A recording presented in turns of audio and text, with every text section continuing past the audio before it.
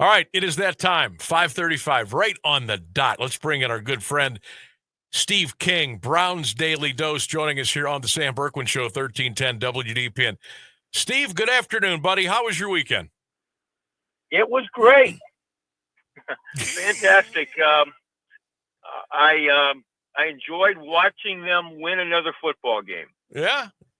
I I know it's preseason, Sam, but I wrote something, and I'm right at the head of the list. These scores don't mean anything, but I think in the case of a team like the Browns that's trying to find its way, I think it does a little bit. In that, let's reverse everything. Let's say the Browns got hammered 30-10 and played like the Panthers did in their first game. Let's say that the Browns played like the Eagles did, especially at the start of the game, and especially offensively.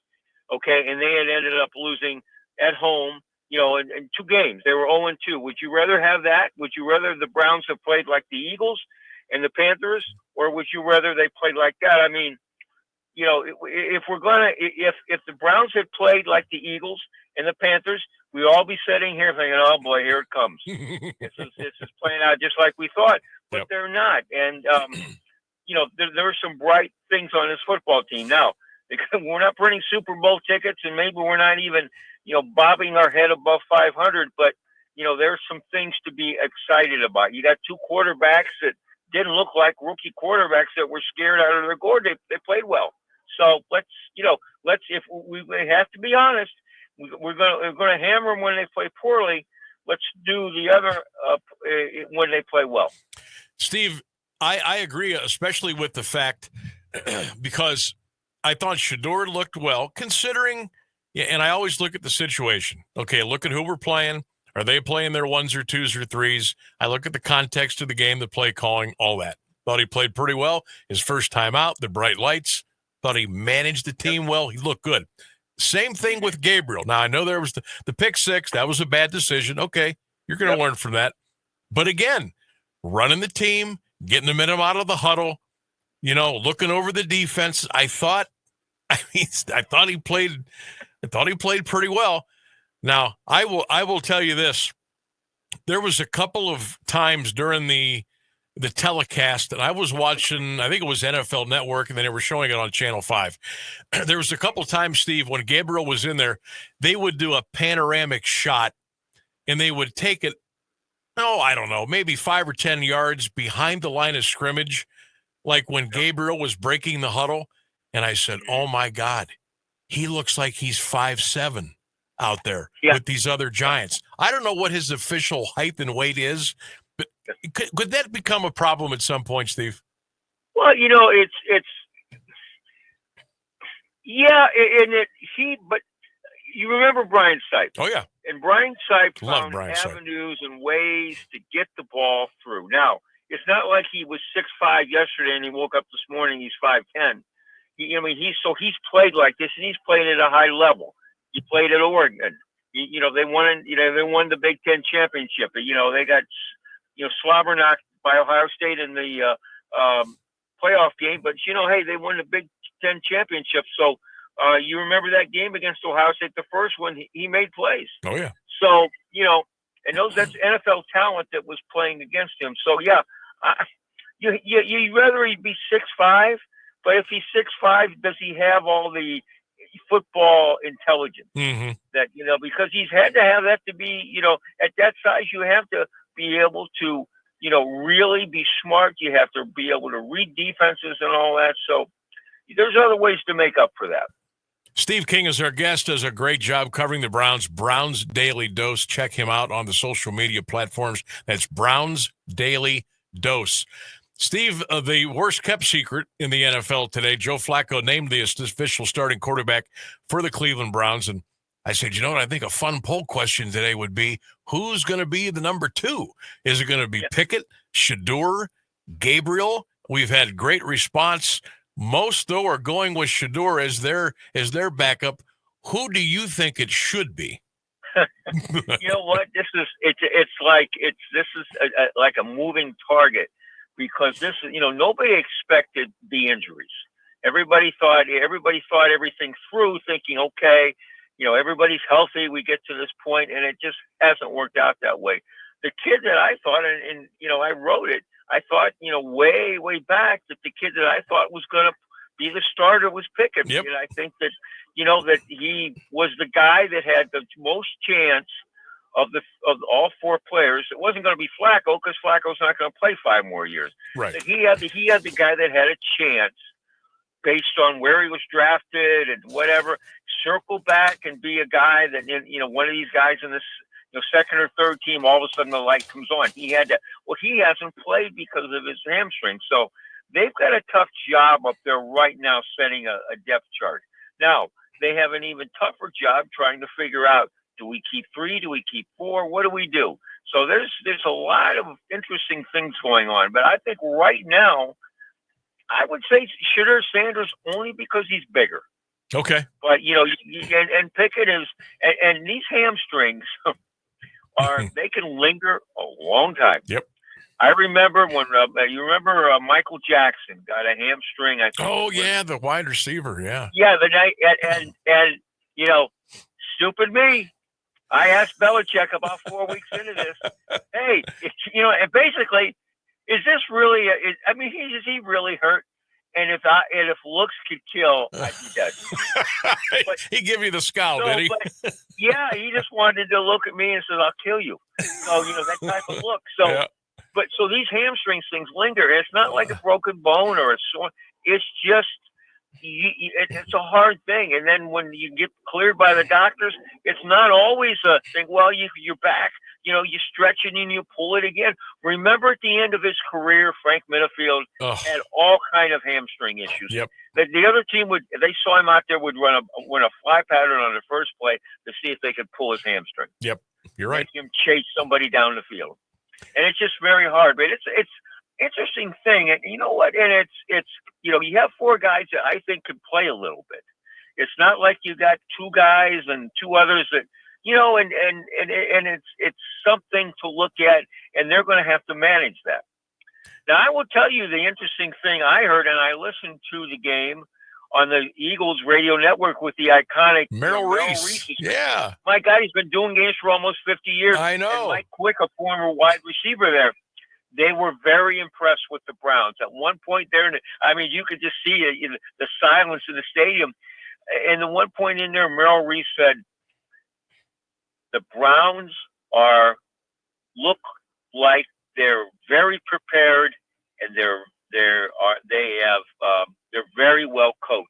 He says that goes to Kevin Stefanski, and Mike Quick says, that's obvious. Yes, that's absolutely true.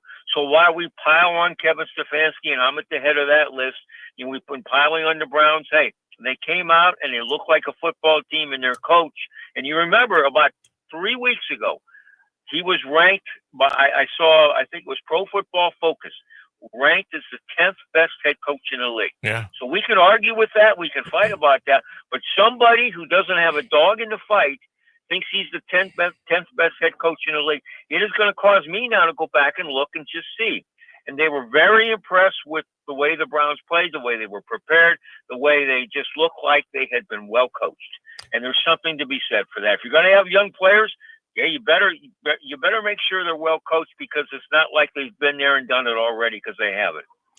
Steve, the next question would be for me now. I don't know if an NFL team has ever brought 4 quarterbacks in the room to start a season. Maybe they have. I don't know. But is that something that is possible, or do you somehow have to find a way to go in with 3? Maybe you trade the 4th. Maybe I don't know if you can hide them on a practice squad at this point. But what do you think that they will do by the time the opener rolls around?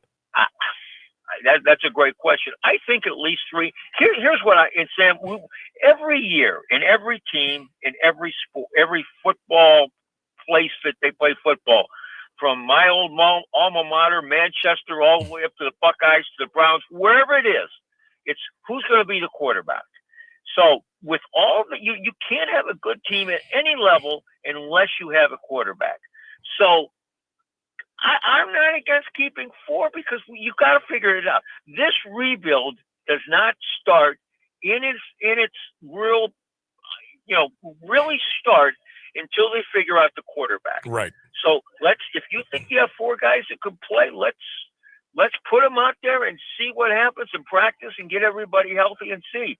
But I mean, you think about a trade, and then down the road, and maybe only down the road a week or so, somebody's begging to get a quarterback because they've got a team ready to go, and their backup can't get out of his own way.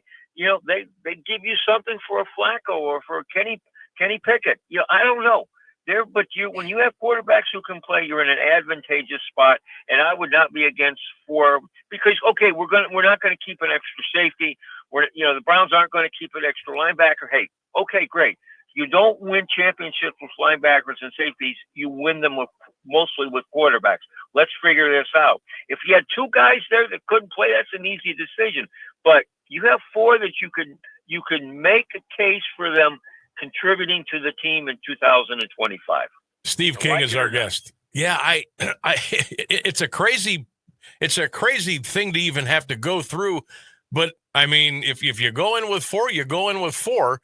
Yeah. But here's the thing, and I know you've been following this. The Bengals and Trey Hendrickson, and they seem miles apart right now. I don't know what's going to happen there, but I just saw a proposed trade on X, and I want to get your thoughts on it, even though I know the Browns and Bengals will never do business. But it's out there. The Browns would get Trey Hendrickson. We would trade Pickett, Greg Newsome, and a first-round pick. Would you be interested? Yeah, you know what? I would be, because here's what the edge rushers have now become. I don't know. They're up on the top of the most important players on any team, and if you got Myles Garrett on one side, and who knows how much longer he plays, and you got Trey Hendrickson on the other, you're coming at the quarterback from two sides. Yeah, I think anyone that really has a good pass rusher, take the Detroit Lions. You take Hendrickson on one side, and you put the kid from Michigan on the other, and what do they do? And if we're speaking of the Lions, they need a backup quarterback. They're one play away from being the Lions of 19 whatever, right? And trying to get out of their own way. You got to have a backup quarterback. So we can, maybe the Browns have happened upon something here. Gather quarterbacks together and let them fight it out, and then we're gonna make competition, and we have a quarterback we can go forward with. And you remember Mike Holmgren talked about all the time, every year when they were in Seattle, we drafted a quarterback. Yep. Every year. Every year. Project we took. So you're not drafting an extra, left tackle. You're not drafting an extra strong. You're drafting a quarterback because that's where it starts. And, I'm bullish on that. And I don't think it's, if you worry about what everybody else is thinking about you, whether it's, Mike Florio on Pro Football Talk or this guy or that guy, and they got four quarterbacks. What in God's name are they doing? Well, maybe they've happened upon something. Let's fight this out with the quarterbacks and see. I'd rather have an extra quarterback than I would an extra, inside linebacker. Oh, me too. Steve King is our guest. That sounds crazy. I really do. Yeah. And you don't know. This is all good. They get down to the final roster cut, okay, in a week or whatever it is, and then all of a sudden, a day later, it changes because everybody's grabbing and pulling and getting players they need. It's almost like a transfer portal in college. Everybody's out there, getting players. So this is going to change. But hey, they're 2-0. They've got four quarterbacks that maybe can play. It could be a lot worse. Steve King is our guest, BrownsDailyDose.com. I see we reportedly signed Isaiah Bond today, 3 years, $3 million. The young fellow was in trouble with the alleged sexual assault charge. He got a no bill. He was free to go, and the Browns have picked him up. I know the kid can fly. I know he made a really, really, really extra special big catch in college football for Alabama one year against Georgia. What else does this kid have? What kind of receiver is he? Where's the fit? A guy that has that speed to get down the field like that is, you just can't put a worth on it. It's priceless. And, I was thinking, as I was waiting for this interview, if a year ago someone had said the Browns would have Isaiah Bond and they'd have Shadur Sanders, you would have been excited. But you forget about what everything happened afterwards. And they had Dylan Gabriel.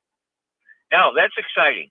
And if you know, and let's put our priest outfits in the corner, and let's all not be like, live in the glass house and don't throw stones at us. Think about this. Go back to those Browns, both the Cardiac Kids and the Browns of the Kozar era. Hey, Sam told me some of the members that were in the part of the inner circle. Inner circle, yep. You'd be shocked. Yeah, you would be shocked. The Browns would not have come close to doing what they did in the Cardiac Kids era if those guys had not gotten a second chance. And you think of, the Browns of the, with the Kozar era. Kevin Mack. It's full of guys that they stumbled and they picked themselves back up and went.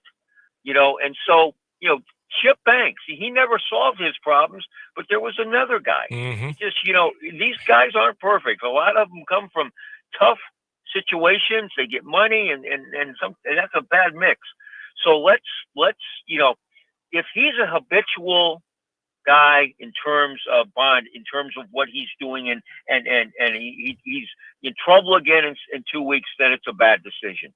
But let's just give this kid a second chance, just like we give everybody else. Now, this is not the same situation to me as it is or was and continues to be with Deshaun Watson. Deshaun Watson did it again and again and again and again and again.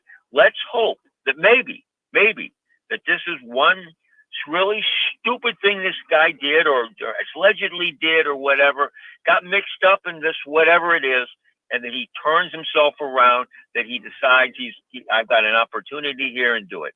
And hey, there's these guys aren't perfect. Let's give him a chance and let's, do your due diligence, and this is where the NFL is now. Try to find players. Now, when you've gone through the Watson experience, that doesn't look good. I mean, you failed miserably. Let's see if they've done a better job with this one. Steve, with the Rams coming up, first of all, do we know Kenny Pickett's situation? Like as far as the hamstring, would they be willing to put him out there? Do you think Shadur will see any action with his oblique? Who do we think will play against the Rams and how long? Tyler Huntley. I think they would like to get the two rookies in and get them some playing time. That's what I think. And Pickett, getting that hamstring, it's all. I mean, it could be a game time decision with those guys because of it. But I think in a perfect world, they don't want they don't. Maybe play Flacco as serious. I don't know. Maybe not play him at all. But Pickett, get him out there because he's a viable number 2 guy. But you don't know because he hasn't played. It's not like you can just turn it on and you haven't practiced. So they'd like to get him out there and maybe use all 3 of the young guys and then Huntley. Just get through the game. This is where, Sam, instead of having preseason games, everybody talks about it. Have these combined practices. Yep. Where you can put your player in there and say, okay, we're going to work on goal line. And, okay, I'm not going to put him in harm's way in this drill.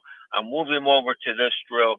That, to me, that is a whole lot better work. And I think that's the way we're moving.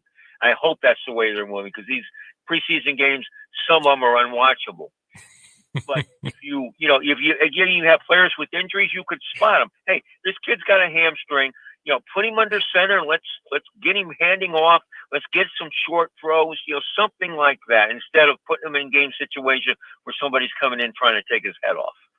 Yeah, I agree with you. I don't know. I had that conversation. It might have been with Freddie Greetham. I forget who it was, but I think I don't know how long it will be, Steve, but within the next 3, 5, 8, 10 years, you might not have any preseason games, and you might just have joint practices throughout the whole league. Now, they'd have to come up with some way to come up with revenue somehow after missing the games. But that's the whole thing there, right? Absolutely, absolutely. And I will tell you, the first Browns game I ever saw in 1964 at the Rubber Bowl, the Browns and the Pittsburgh Steelers. And both teams had played their starters, and everybody's trying to win. And and I can remember getting on the phone and telling years later, I talked to Clifton McNeil, and for one of those "Where Are They Now" stories when I was working for the Browns, and I said, I saw your 99-yard touchdown pass from Frank Ryan. I even told him which way he was running at the Rubber Bowl. Sam, I thought he was going to jump through the phone and give me a big kiss on the lips. He screamed, he yelled, he was so excited. We talked about it for 20 minutes. That's the way those things used to be, and now it's like, we're trying to. It's a tough situation. We want guys to get playing time. We want everybody to get tackled to the ground. Yep. We don't want anybody to get hurt. Right. And this is going forward. Is going to be the big thing in the league. Some coaches are going to have to change the way they do business, because if you don't practice something, you're not going to get good at it. At the same time, you're going to not get hurt. But how many times in week one do you see guys that just aren't ready? The games are as bad as the preseason games. Yep. Only this time they count. Yep. And Steve, we're headed toward 18 regular season games. Yeah. So now you're down to 2. So at that point, I mean, decisions will have to be made, no doubt. Yeah, and that's the 18, and then I don't think in our lifetime it's going to go any higher than that. It's almost impossible. But if we're going to play games, let's play them to count, and then you have you expand the rosters and such. But you've got, ask the Bengals. Every year they start off slowly. It's because they're hiding everybody on the sidelines instead of playing them, and again they're not ready to play. So it's cost them playoff spots. Football is a contact sport. You could be, running down the field and all of a sudden you get an Achilles. No, it's a non-contact injury. You don't want to put them out there already play, but you got to get guys ready to go. You got to, and playing and practicing every day isn't going to do it. You got to give them some live competition against somebody else from another team. And again, those controlled practices are great because you can put them in specific situations where you can see them play and do the things that you want to see them do. And you're not, you're not putting them in harm's way any more than you would in any other situation. Steve, always a pleasure. Great stuff today. We will continue to follow you and publicize your great work. Browns Daily Dose. Check them out. Steve King covering your Cleveland Browns. Steve, always a pleasure. Thanks for coming on today again. Sam, it just gets better. We never have a bad conversation, do we? We do not. No matter what, we do not. Thanks, partner. Thank you. There you go. Steve King, Browns Daily Dose. Check him out on all of your social media platforms.